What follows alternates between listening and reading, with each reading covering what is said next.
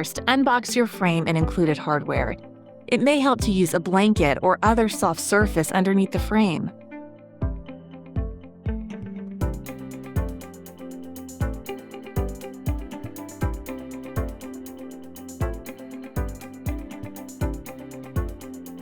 Then, using a hammer and starting with the corner opposite the notch, align the corners.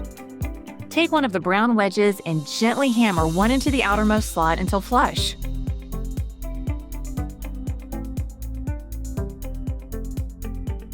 Second, hammer a wedge into the innermost slot closest to the frame opening. And lastly, the middle slot. Repeat for the other corner.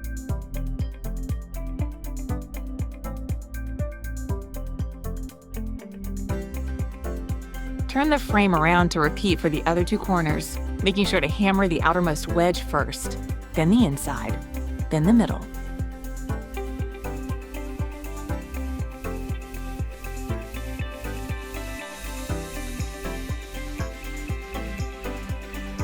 Your frame is now ready to hang.